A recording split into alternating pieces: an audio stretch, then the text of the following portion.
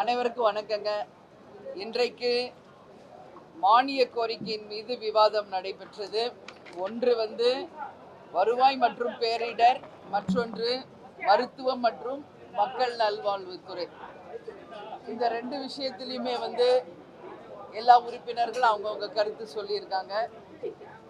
தேசிய முற்போக்கு திராவிட கழகத்திற்கு இன்றைக்கு வாய்ப்பில்லை. ஏன்னா ஒரு நாளைக்கு ஒரு மானிய கோரிக்கைக்கு எல்லாருக்கும் வாய்ப்பு கொடுக்க வேண்டும் அப்படின்றதுனால இந்த மானிய கோரிக்கை நான் பேசல. அதனால முக்கியமாக தேமுதிக சார்பாக நாங்கள் பதிய வைக்க வேண்டும் அப்படிங்கிறது என்னன்னா, தமிழ்நாடு முழுக்க செவிலியர்கள் பற்றாக்குறை எல்லா இடத்துலையுமே இருக்கு. அனைத்து அரசு மருத்துவமனையிலுமே செவிலியர்கள் பற்றாக்குறை இருக்கிறது. அது மட்டும் கிடையாது, 9 பேருக்கு 10 பேருக்கு கூட ஒரு செவிலியர் இல்லை. அதுவும் ஐசியு போன்ற முக்கியமான இடங்களிலேயே அந்த செவிலியர்களுக்கு பற்றாக்குறை இருக்கிறது என்பது இன்னைக்கு முக்கியமான ஒரு கருத்து. அது மட்டும் இல்லைங்க, இன்னைக்கு நிதி ஆயோக்ல சொன்னது போல 2022 அவங்க வெளியிட்டிருக்காங்க. அதுல அந்த நம்பர்ஸ், அதாவது செவிலியர்கள் அவங்க சொன்னது பிரகாரம் இல்லை. எந்த அளவு செவிலியர்கள் கம்மியா இருக்காங்க அப்படிங்கிற பட்டியலில் தமிழ்நாடு இன்றைக்கு 29வது இடத்துல இருக்கிறது இந்தியாவிலேயே. அதனால இந்த அரசு அதுல கவனம் கொண்டு அரசு ஆஸ்பத்திரிகளில எல்லா மக்களும் நம்பி இருக்கும் மருத்துவம் துறையில செவிலியர்கள் பற்றாக்குறையும், டாக்டர்கள் பற்றாக்குறையும், மருந்து மாத்திரை பற்றாக்குறை மற்றும் அந்த உபகரணங்கள் பற்றாக்குறையை உடனடியாக சரி செய்ய வேண்டும். அது மட்டும் கிடையாது, இங்க ஒவ்வொரு கவர்மெண்ட் ஹாஸ்பிட்டல்ல நம்ம இன்னைக்கு பார்த்தா எலி கடிக்குது, எலி குழந்தைங்க காலை கடிச்சிருச்சு, டயாலிசிஸ் பண்ண ஒரு பெரியவருடைய விரலை கடிச்சு எடுத்துருச்சு அப்படின்னு சொல்லி எல்லா இடத்துலையும் எலிகள் பிரச்சனை ஒரு அரசு மருத்துவமனையிலே இருக்கிறத நம்ம பார்க்குறோம். அந்த அளவு ஒரு சுத்தம் சுகாதாரம் இல்லாம இன்னைக்கு கவர்மெண்ட் ஹாஸ்பிட்டல்ஸ் நடந்துகிட்டு இருக்கு. இது கண்டிக்கக்கூடிய ஒரு விஷயம். எனவே துறை சார்ந்த அமைச்சர் இதுல கவனம் செலுத்தி எல்லா கவர்மெண்ட் ஹாஸ்பிட்டல்லையும் சுகாதாரத்தையும் அந்த பேஷண்ட்ஸுக்கு எல்லா ஃபெசிலிட்டிஸும் பண்ணணும் அப்படின்றதையும் இந்த நேரத்தில் நான் பதிய வைக்கிறேன். அதே போல பேரிடர் அப்படின்னாலே இன்னைக்கு நம்ம வரப்போகின்ற மழை காலத்திற்கு இப்பவே நம்ம தயாராகணும். ஏன்னா தமிழ்நாடு ஒரு மிகப்பெரிய ஒரு பேரிடர் எல்லாம் வரும்போது போட்டுல எல்லாம் வந்தாங்க. எங்க சாலி கிராமத்துல கூட போட்டு வந்துச்சு. அந்த அளவு மழை நீர் வடிகாலமே இன்னைக்கு வரைக்கும் சரி செய்யல. எனவே முன்கூட்டியே இந்த அரசு எல்லா இடத்திலையும் தூர்வாரி எல்லா இடத்திலையும் வரப்போகும் மழையை சமாளிக்க எல்லா விதத்திலையும் முன்னெச்சரிக்கை நடவடிக்கை எடுக்கணும். ஒரு பேரிடர் அப்படின்றாலே அதுல கேப்டன் முதல்ல வர்றார். இன்னைக்கு கவர்மெண்ட் சார்பா ஒரு அரசு சார்பா அவங்க செய்ததெல்லாம் மக்கள் வரி பணம்.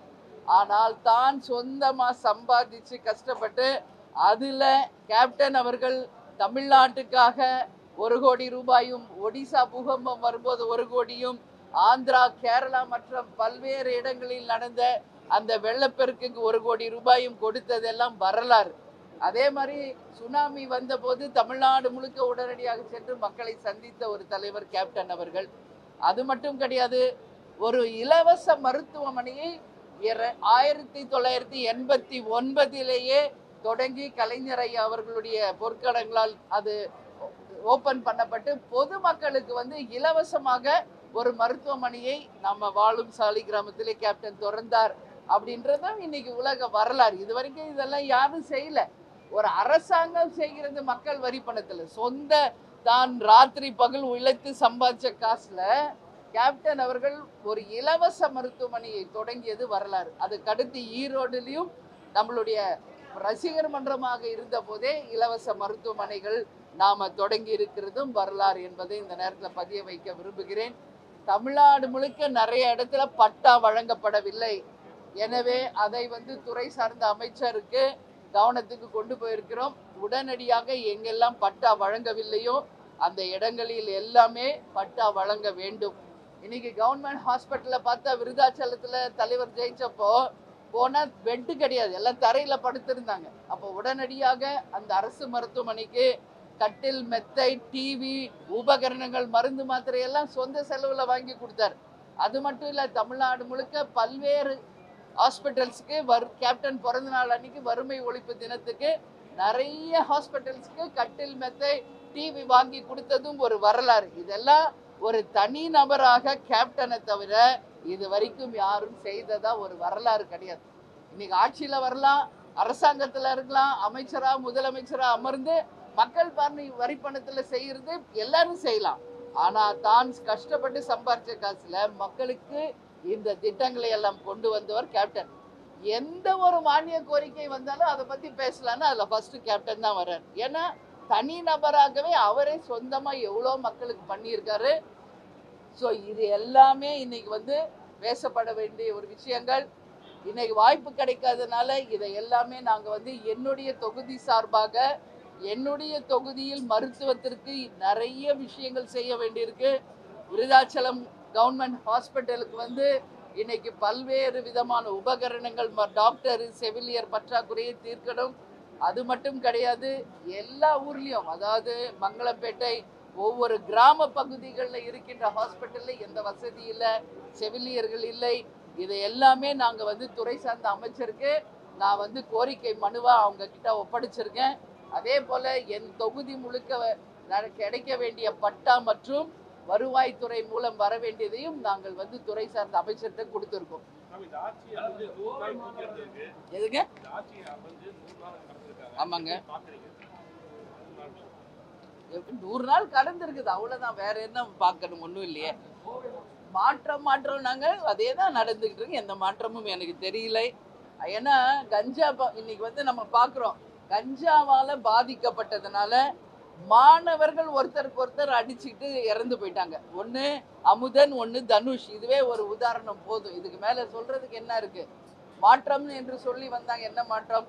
அதே மாதிரி பாலியல் வன்கொடுமை இன்னைக்கு தமிழ்நாடு முழுக்க, கிருஷ்ணகிரி, திண்டுக்கல் போன்ற பல்வேறு இடங்களில், நான் ரொம்ப லாங் பேக் போல, ஜஸ்ட் இந்த 1 வீக் 4 நாள் நாங்கள் சட்டசபைக்கு வராத இந்த 4 நாளில் நடந்த விஷயத்தை தான் சொல்றேன். அத்தனை பாலியல் வன்கொடுமைகள் தமிழ்நாடு முழுக்க நடந்திருக்கு. கொலைகள் மட்டும் 10க்கும் மேற்பட்ட கொலைகள் நடந்திருக்கு. இதுக்கு காரணம் கஞ்சா மற்றும் போதை, கலாச்சார சீரழிவு. இளைஞர்கள் வந்து தான் ஓட்டு போட்டு இந்த ஆட்சியை கொண்டு வந்திருக்காங்க. ஆனா இளைஞர்களின் எதிர்காலம் இன்னைக்கு கேள்விக்குறியாக இருக்கிறது என்பது உண்மை. இதையெல்லாம் இந்த அரசு கவனத்தில் கொண்டு நிச்சயம் இரும்புகரம் கொண்டு அடக்கணும். நேற்று பாருங்க, எண்ணூர்ல அந்த ரசாயன கழிவுகள்லாம் தண்ணியில கலந்ததுனால டன்னு கணக்கா மீன் வந்து இறந்து போகுது. அப்போ அது வந்து என்ன வந்து ஒரு உதாரணமா இதை நம்ம எடுத்துக்கிறது. ஸோ இதெல்லாம் வந்து கண்டிக்கக்கூடிய விஷயம். அது மட்டும் இல்லை, கர்நாடகாவில் நேற்று 3 தமிழர்கள் கொலை செய்யப்பட்டிருக்கிறார்கள்.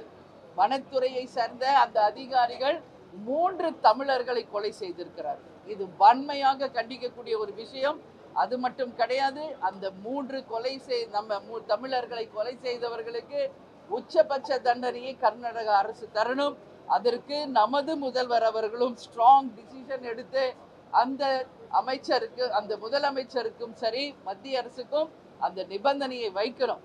ஏன்னா அவங்க ஃபேமிலி சொல்றாங்க, மாடு காணாம போச்சு, நாங்க தேட தான் போனோம். அப்படி இருக்கிறப்போ எப்படி சுட்டு கொல்றாங்க என்பதை கேட்குறாங்க. அப்போ அந்த குடும்பத்திற்கு என்ன இருக்கு?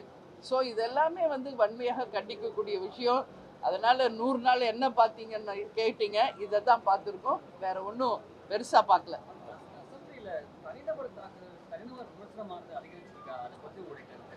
இது எல்லா ஆட்சியிலையும் இது நடக்கிறதாங்க, அதே தான் இப்பயும் நடக்குது. நான் என்ன சொல்றேன், ஒரே லைன், இது மக்கள் வரி பணத்துல தான் இந்த அசம்பிளி நடக்குது. இங்க எல்லாரும் வந்து உட்கார்றது மக்களுக்காக, இந்த தமிழ்நாட்டின் வளர்ச்சிக்காக. அதை பத்தி அதுக்கு நிறைய இம்பார்ட்டன்ஸ் கொடுத்து அதை பத்தி நிறைய டிஸ்கஷன் பண்ணா வரவேற்கலாம்.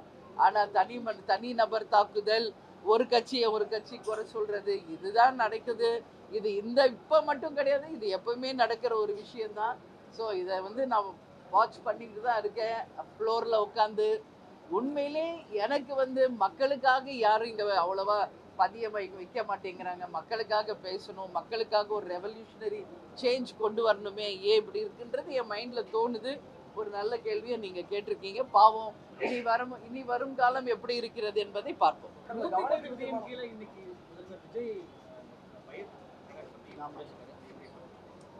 இது வந்து பயிர் கடன் நம்ம எடுத்துக்கவே முடியாதுங்க.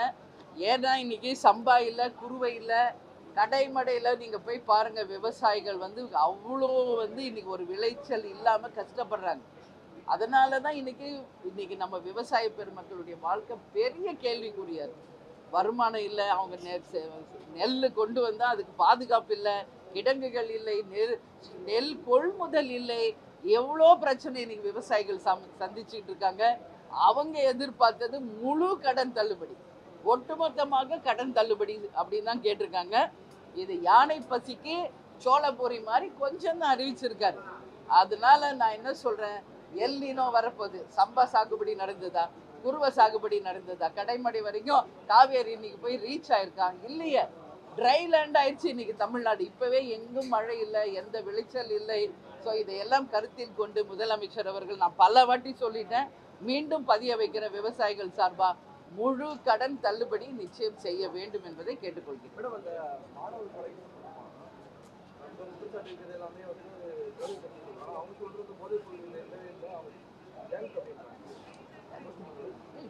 ஆயிரம் காரணங்கள் சொல்லலாம்.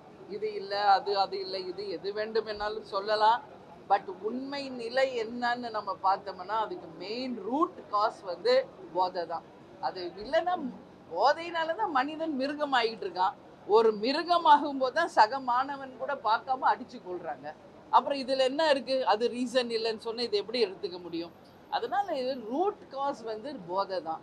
இது கண்டிப்பாக தடுக்கப்பட வேண்டும். இளைஞர்கள் கையில் தான் எதிர்காலம் இருக்குன்னா இந்த இளைஞர்கள் எதை நோக்கி போயிட்டு இருக்காங்க? எதிர்காலமே இன்னைக்கு ஒரு கேள்விக்குறியாக இருக்குது.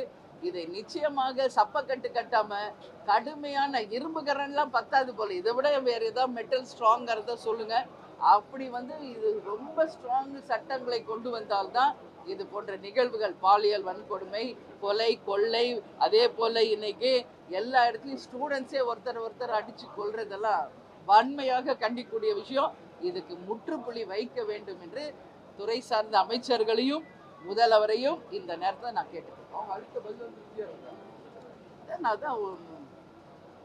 தப்ப கட்டுனா இது ஏத்துக்கவே முடியாது. எப்படி என்ன அது காரணம் இல்லைன்னு என்ன காரணம்? அப்ப சிபிஐ வழக்கு போடுங்க, ஒரு நீதிபதிக்கு குழுவை போடுங்க, என்ன ஆக்சுவல் நடந்ததுன்றத வெள்ளை அறிக்கையா கொடுங்க.